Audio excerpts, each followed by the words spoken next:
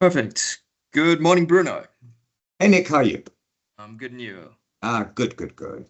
Good. So, back with another two questions today. I'm going to start with yours. And the question goes as such. It says, I have a VAT registered landlord who is a company who wants to rent out a residential space. Residential leases are non-vatable, but he contends that if a commercial lease is for a residential space, for instance, for an employee of that company, that it would be a commercial lease and therefore vatable. Can you advise on this? Sure. So when VAT can be charged around residential properties and residential leases is something that comes up quite often, and people don't often understand the nature of this tax and when it should be levied or not. So the first thing that you need to remember is that in terms of the VAT Act, it specifically exempts VAT in circumstances where it's the hiring of a property as a dwelling. Right.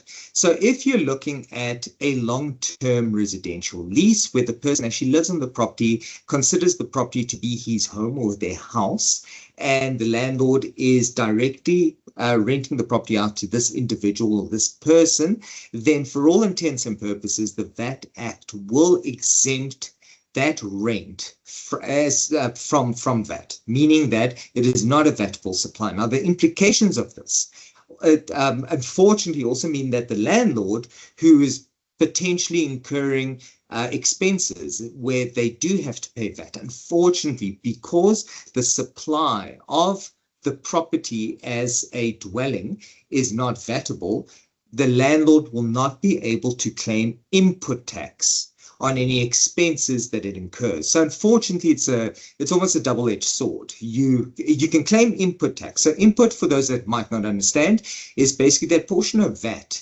that a person pays to a supplier of his, and they pay that VAT. Now, if that person doesn't use that supply now for another business purpose, it lands up being the end user, and the end user always carries the VAT expense. But now, if this person is now renting it out to somebody else who now has to pay them VAT, they're allowed to claim input tax on the expenses. Residential property, this is not the case. If you as a landlord own multiple properties where, for example, your company or you in your personal name own a residential property plus a commercial property, or this mixed use or something along those lines, then input tax can only be claimed apportioned to the actual floor usage of those properties. So it has to be a portion again. So the residential supply and anything associated with the residential supply and any expense associated with that supply, a person cannot claim input tax. A person can only claim input tax on the commercial side of things. Now, this is where it starts becoming funny. So what is a dwelling? What is commercial accommodation? So that's the one thing that we need to now factor in. What people don't understand is some forms of accommodation aren't exempt from that. So short-term rentals, hotels, that sort of thing, because we're looking at it as short-term, there's a commercial element to it. So it's not considered to be a dwelling as defined in Section 12 of the VAT Act, and therefore it is a vatable supply. So that's something to bear in mind. There's a couple of rules around that and what VAT needs to be charged when, and there's a 28-day rule, but we're not going to get into that now because that's not the question.